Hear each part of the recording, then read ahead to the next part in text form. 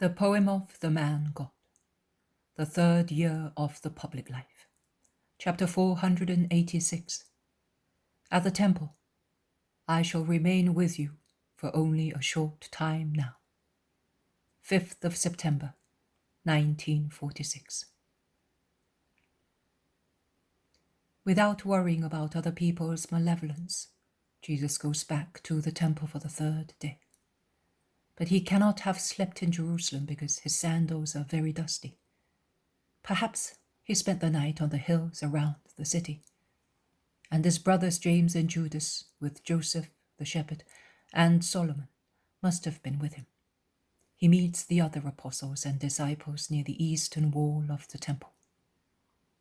They came, both to us and to the best-known disciples. It is a good job you were not there. We must always do that. All right, but we shall talk about it later. Let us go. Many have preceded us, extolling your miracles. How many have come convinced and believe in you? Your brothers were right with regard to that, says John, the apostle. They went even to Ananias looking for you, and Johanna's mansion. But they only found Cusa, and in a temper. He drove them away like dogs, saying that in his house he does not want spies, and that he has had enough of them.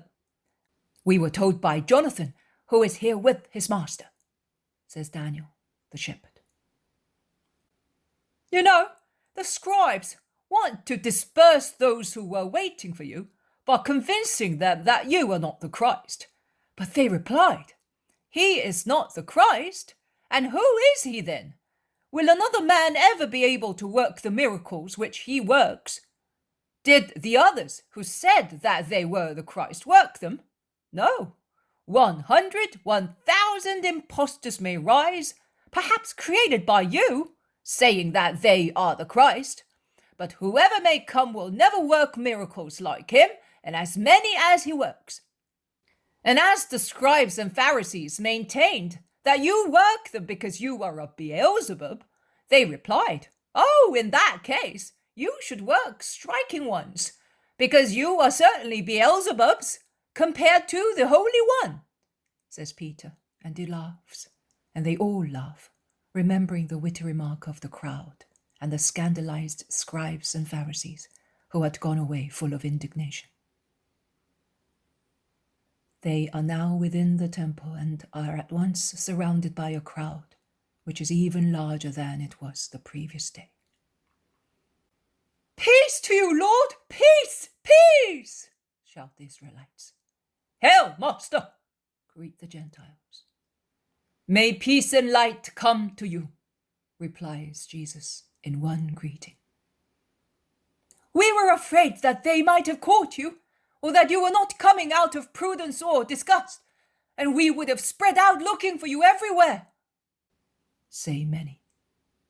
Jesus smiles lightly and asks, So, you do not want to lose me? And if we lose you, Master, who will give us the lessons and the graces which you give us? My lessons will remain in you, and you will understand them better when I have gone away.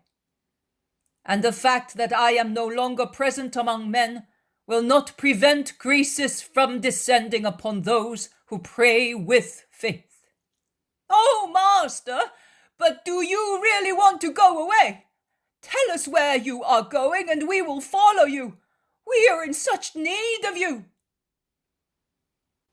The Master is saying so to find out whether we love him. But where can the Rabbi of Israel go but here in Israel? I solemnly tell you that I shall remain with you for only a short time, and I will go to those to whom the Father has sent me. Afterwards, you will look for me, and you will not find me. And where I am, you will not be able to come. But now let me go. Today I will not speak in here. I have some poor people who are waiting for me elsewhere, and they cannot come here because they are seriously ill. After the prayer, I shall go to them." And with the help of his disciples, he pushes through the crowd, going towards the court of Israel. Those who remain look at one another. Where will he be going? Certainly to his friend Lazarus. He is very ill. I was saying, where will he go? Not today, but when he leaves us for good. Did you not hear that he said that we will not be able to find him? Perhaps he will go to gather Israel together, evangelizing those of our country who are scattered among the various nations. The diaspora hopes in the Messiah as we do. Or perhaps he will go and teach the heathens to lead them to his kingdom. No, that's not possible. We would always be able to find him, even if he were in remote Asia, or in Central Africa, or in Rome, or Gaul, Iberia, Thrace, or among the Sarmatians. If he says that we will not find him even if we looked for him, it means that he will not be in any of those places. Of course, what do his words mean? You will look for me, and you will not find me, and where I am you cannot come. I am not. I shall be.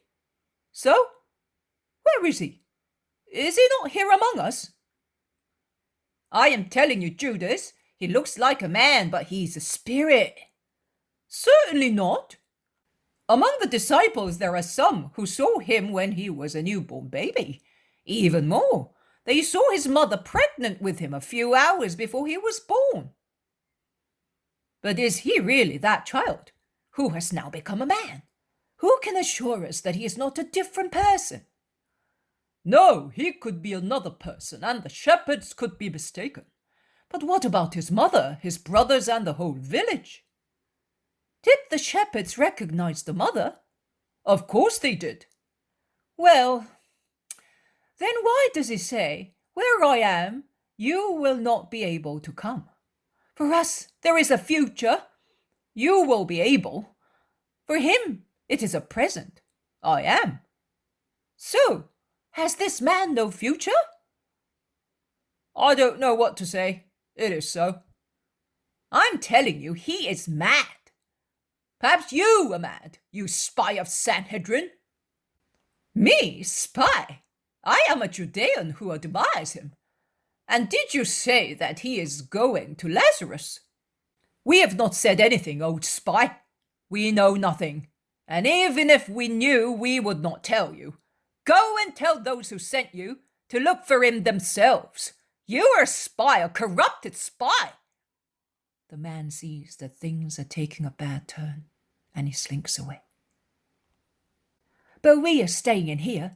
If we had gone out, perhaps we would not have seen him. Run this way, run that way. Tell us which way you went. Tell him not to go to Lazarus. Those with good legs run away, and they come back. He is no longer here. He mingled in the crowd, and no one can say. The disappointed crowd slowly disperses. But Jesus is much closer than they thought. After going out through one of the gates, he went round the Antonia and came out of town through the sheep gate, descending into the valley of the Kidron, which has very little water in the central part of the riverbed. Jesus crosses it, jumping on the stones, emerging from the water, and begins to climb the Mount of Olives. The olive trees are very thick in that part, and are mingled with the bushes which make this side of Jerusalem gloomy. I would say funeral, closed as it is, between the dark walls of the temple, which dominates on that side with all its mountain, and the Mount of Olives on the other.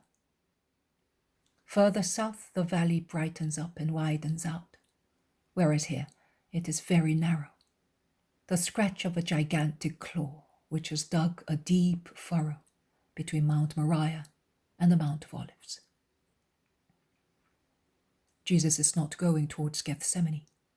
He is going to the opposite direction, northwards, walking all the time on the mountain which widens out into a wild valley, where, close to a low circular range of wild hills covered with stones, flows the torrent forming a bend to the north of the town. The olive trees are replaced there by sterile, thorny, twisted, ruffled little trees, mingled with bushes, the tentacles of which spread in all directions. It is a very sad and solitary place. It gives the impression of an infernal, apocalyptical place. There are a few sepulchres and nothing else, not even lepers. And this solitude, contrasting with the crowds of the town so close and so full of people and noise, is strange indeed. With the exception of the murmur of the water among the pebbles, and the rustle of the wind among the plants which have grown in the midst of stones, no other noise is heard. There is not even the cheerful chirping of birds, which are so numerous among the olive trees of Gethsemane and of Mount Olivet. The rather strong wind blowing from northeast, raising little vortices of dust, drives back the noise of the town, and silence, the silence of a place of death, reigns oppressively, almost frighteningly. "But is this the way?" Peter asks Isaac. "Yes, it is. One can get there also along other roads, starting from Herod's Gate, and better still from the Damascus one. But it is better for you to know the less frequented paths. We have been around all the outskirts to find them and show them to you. We will thus be able to go wherever you wish in the neighborhood without taking the usual ways." "And can we trust those of Nob?" asks Peter again. "As you can trust your own family. Thomas last winter, Nicodemus all the time, his disciple John the priest, and others have won the little village over." "And you did more than all the rest," says Benjamin the shepherd. "Oh, me, If I have done anything, then everybody has been at it. But you can be sure, master, that you have safe places all around the town." Rama also," says Thomas, who is proud of his town. "My father and my brother-in-law taught of you with Nicodemus." "In that case also Emmaus," says a man who is not new to me, but I cannot say exactly who he is, also because I found more than one Emmaus in Judea, without taking into account the place near Tarichea. "It is too far to go and come as I do now, but I will come there sometime, without fail." "And to my house," says Solomon. "I will certainly come there at least once, to say hello to the old man." "There is also Bether, and Bethzur. I will not go to the houses of women disciples, but when necessary, I will send for them. I have a loyal friend near En-Rogel. His house is open to you, and none of those who hate you will think that you are so close to them," says Stephen. "The gardener of the royal gates can give you hospitality. He is hand in glove with Manaen, who got him that job. And then you cured him one day." "Did I? I don't know him." "He was among the poor people whom you cured in Cusa's house at Passover. A cut by a scythe soiled with manure was causing his leg to putrefy, and his former master had dismissed him because of that. He was begging for his children, and you cured him. Then Manaen got him a job in the gardens in a good moment of Antipa. He now does everything Manaen tells him, and for you," says Matthias, the shepherd. "I have never seen Manaen with you," says Jesus, staring at Matthias, who changes color and becomes excited. "Come ahead with me." The disciple follows him. "Speak." "Lord, Manaen made a mistake, and he's suffering very much, and Timonius and a few more people with him. They cannot set their minds at rest because you They surely do not think that I hate them. No, but they are afraid of your words and of your face. Oh, what a mistake. Just because they made a mistake, they should come to the remedy. Do you know where they are now? Yes, master, I do. Well, go to them and tell them that I will be waiting for them at Nob. Matthias goes away without wasting time. The mountain path rises so that the whole of Jerusalem can be seen from the north. Jesus, with his disciples, turns round and goes in the opposite direction.